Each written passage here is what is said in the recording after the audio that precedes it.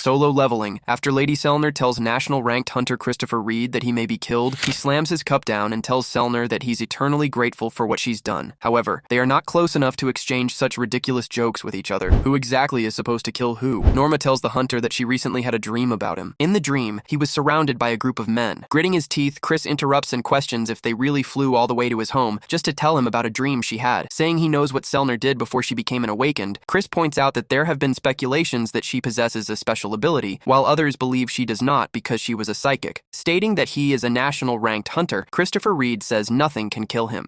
He dismisses her dream, then humorously considers the idea, asking who exactly he is supposed to ask for help, questioning if she really thinks someone can protect a national ranked hunter. Chris tells Selner that nothing can be done. However, she says there might be someone who could help. Hunter Sung Jin Woo might be able to protect him. Sung Jin Woo walking through the gate, Jin knows he had to kill the king. That was the correct decision. His strength was overwhelming even though he was sealed by special chains. If he had completely freed him and allowed him to leave as he wished, Jin thanks goodness that he managed to see through the Monarch. Before anything like that could happen, Jin tells himself that he needs to become stronger. The news that the giants had been wiped out spread across the world quickly. Social media was going crazy, saying there may be a new national authority rank hunter. The difference between this and Jeju Island is that it wasn't only the Koreans saying it. The giant that crossed the sea was taken down by China's Liu Zhigang. The Japanese Hunter Association's president Matsumoto turned himself in. Whether it was to take responsibility for his actions, the reasons for doing so were unknown. On the other side of the world, in the state of Maryland, the American hunters who successfully raided the S-rank gate were about to celebrate at a party organized by the U.S. government, praising the effort the government put into the event since it was an S-rank gate. Scarface agrees with Baldy, adding that the raid went even better than expected. Thomas Andre, noticing where the two hunters are, asks if they remember their bet. One bet their yacht, the other their mansion. Thomas Andre can be persuasive, asking Laura if she likes his necktie. Laura tells Thomas that it doesn't really match his Hawaiian shirt. He tosses the necktie away, telling her he thought the same thing. Laura tells him they have a problem. The list of guilds invited this year by the International Guild Conference has been released, and the Korean Ajin Guild was included. Thomas questions this, to which Laura explains that it is the guild formed by Hunter Sung Jin Woo. So he's coming to America? Thomas says with a cheeky grin. Jin feels frustrated that he couldn't stop the giant that crossed the sea, but he still managed to grow stronger. Shocked soldiers wonder if that's really Jin Woo's ability. Proudly, Jin Ho smirks, knowing that anyone seeing Jin's power for the first time would be amazed. Walking up to the Vice Guild Master with a phone, he signals Hanekawa to give it to Jin. However, she tells Jin Ho that the call is actually for him. As he answers, a strange uneasiness hits him. Apologizing to Jin, he says he needs to return to Korea. Jin asks if something is wrong, but Jin Ho replies that he doesn't know the full details either. It's a family matter, so he has to leave. Hanekawa informs the Vice Master that she will escort him out, and he tells Jin that he'll be heading out first. Concerned, he wonders what could have happened, as he's never heard his mother's voice sound that shaken. Trying not to overthink, Jin Ho convinces himself it might not be anything serious. At the Incheon National Airport, a servant from Jin Ho's family asks him to follow since a car is waiting for the young master. Jin Ho is confused as the servant urges him to stay calm and says everything will be explained on the way. It turns out that Chairman Yu Myung-han has entered the final sleep stage. Calling out for his father, the servant stops Jin Ho, warning him not to get too close. Hunters who cannot control their magical energy can make the condition worse if they get near. Sadly, leaning against the glass, Jin Ho calls himself a useless son until the very end. Curious, he asks what the servant is holding, and the man hands him a book. He explains that it's something the chairman was working on just before losing consciousness. He kept it in case the chairman would ask for it after waking up, but believes Jin Ho needs it more right now. Flipping through the pages, tears begin to form in his eyes. He realizes his father had the same habit of saving news articles he liked, like father, like son. Every competition, exhibition, and event that he and his sister took part in was carefully kept, even the recent ones. The butler gently tells Jin Ho that it's not that the chairman didn't love him, he simply had high expectations because he cared so much. He then suggests they should head back home. The young master quietly agrees. Suddenly, Jin Ho feels something strange. He quickly turns his head but sees nothing, so they continue leaving the hospital. From the shadows, Jin Woo appears, saying he didn't need to go that far and cry, almost giving him heartburn. He takes out a bottle of holy water of life. Yujin notices Jin Woo as he leaves. After some time, Myung-han awakens from his deep sleep, greeted by his shocked daughter. The chairman questions how he woke up from the final sleep as doctors stand stunned, saying the media will go crazy once this news spreads. Watching from outside, Jin quietly turns and walks away, wishing Jin Ho an early happy birthday. On a moonlit night in Solo Leveling, Christopher Reed awakens from his sleep. Wearing his PJs, he strolls through his mansion, wondering why everything is completely quiet. As he reaches for a glass of wine, he accidentally knocks it over, causing it to crash onto the floor. This makes Christopher uneasy, as there's still no sound even after the glass breaks. Confused about what's happening, he stands at the top of the the stairs, calling out to see who's there. Remembering what the deputy director mentioned earlier, Chris begins to think this might be what they warned him about. Suddenly, a man appears in front of him. At the same moment, two more show up behind him, leading him to question their identities. Addressing the fragment of the brilliant light, the blonde one says that he won't be able to protect anything if he keeps fighting while trying to save humans. Noticing it's the language of monsters, Chris questions what the hell the man is talking about. However, the man silences him, saying he's speaking to the one above, while warning that he's not someone to be taken lightly. Christopher transforms, turning into a blazing monster and declaring that he'll take at least one of them down with him. The Monarchs are shocked that an ordinary human could use spiritual body manifestation. Launching his attack and shouting for the monsters to die, Christopher ends up blowing his entire mansion to pieces. Jin looks out his car window at over 100,000 people who have gathered to see him off in Japan, telling him that the crowd is showing their respect. Baru advises Jin to raise his hand out the window to acknowledge them. A clear blue sky stretches above. Later, Jin wonders what the odds are of being coincidentally seated next to someone he knows on a plane, hoping the man isn't going to call it a coincidence. The man replies that it would be nice to think so, but that would be going too far. Greeting Adam White once again, the agent is surprised that Jin remembers him and says it's an honor to meet him again. Smirking, Jin thinks that it was Baru who told him the agent's name. Jin makes it clear that the deal has been cancelled. Knowing he might be overstepping, Adam tells Jin that he has an urgent matter to discuss. Jin asks if the US also failed to stop the S-rank gate, but Adam quickly denies it, saying the situation was handled without any issues. Opening his laptop, Adam asks Jin to watch a video of firefighters struggling to control a massive fire. Jin asks what the video is about, and Adam tells him to watch until the end. He explains that the man who caused the fire was Christopher Reed, one of the National Authority hunters. 18 firefighters and 14 high-level mage-type hunters were deployed to put out the flames. Noting how intense the fire is, Jin assumes there must have been a battle and asks if Christopher Reed is dead. Adam confirms it, saying they were shocked as well, but Reed was already dead when they found him. Adam then takes out a photo of the man the Bureau believes is responsible. Suddenly, Adam is lifted into the air as Jin uses ruler's authority to choke him and crush the laptop in anger. Jin warns him that if this is some kind of joke, he won't leave alive. Other agents stand up, but Adam orders them to stop. Struggling to speak, he explains that the man in the photo came out of a dungeon and might not be who Jin thinks he is. The energy he released matched that of a monster, and he attacked their S-rank hunters without any warning. Adam then asks if Jin remembers the explosion that happened earlier at the Hunter Bureau's headquarters, the incident that was reported worldwide. Realizing what Adam is implying, Jin taps his finger and releases him, asking if he is saying that his father is responsible. Adam explains that after defeating their hunters, the man disappeared, and despite their search, the Bureau couldn't find any trace of him. Understanding Jin Woo's reaction, Mr. White says that based on the man's profile, he appears to be the most likely suspect. Jin then asks why Adam showed him the photo in the first place. Adam explains that it's because of the upcoming International Guild Conference. At this year's conference, where representatives of the world's top guilds will gather, the American Hunter Bureau plans to issue a red notice for the man. In other words, the investigation will no longer remain secret. After nearly losing his life, Adam tells Jin that the American government lost a valuable asset, a National Authority rank hunter. After this incident, they are ready to mobilize every available force to capture the culprit. The Hunter Bureau wanted to keep a good relationship with Sung Jin Woo, which is why Adam White came here to inform him before the public announcement, since even he would be shocked to see a photo of his father at an event he was invited to. Jin questioning if his father, who went missing 10 years ago, really returned as a monster. Asking if he's alright, Adam tells the agents that he's fine. Observing Jin's telekinesis, he notes that it's on a completely different level compared to high-ranked hunters who can move objects. Thinking that only National Authority rank hunters were capable of telekinesis of this scale, Adam realizes that Jin Woo is the 6th National rank hunter, and he needs to inform the vice chairman about it. The International Guild Conference is an important event where guilds representing each country are invited to discuss current events and future prospects of the hunter world. A few days ago, the American Hunter Bureau announced the list of invited guilds, including Korea's Ajin Guild. Their participation quickly became a global topic. The only top-ranked hunter registered in the Ajin Guild was Sung Jin Woo, the guild master himself. However, the American Hunter Bureau acknowledged the fact that this man alone possessed enough power to rival multiple guilds filled with top-ranked hunters. Wu Jin-chul notifies Chairman Go that China has requested information on hunter Sung Jin Woo. Chairman Go asks if they're looking for his personal profile, but Jin-chul explains that's not the case. Instead, they want his raid history and any official documentation tied to it. Even if it's unlikely China expects to get full details on a top-tier hunter, the sudden attention toward Jin Woo raises concern. Chairman Go notes that Jin Woo doesn't involve himself in dealings with other nations, but Jin-chul adds that the request didn't come from the Chinese authorities. It came from a specific individual. That individual turns out to be China's 7-star hunter, Liu Zhigang.